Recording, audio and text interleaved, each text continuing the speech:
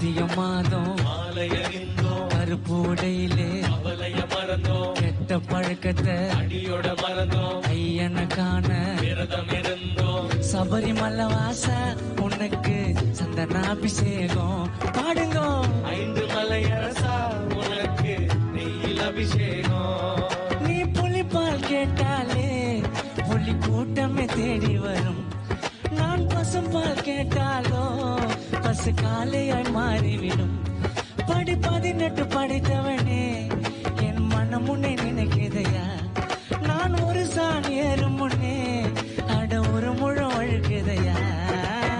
சபரிமலை வாசா உனக்கு சந்தனாபிஷேகம் ஐயப்பா 5 மலையரசா உனக்கு நெய்யில் அபிஷேகம்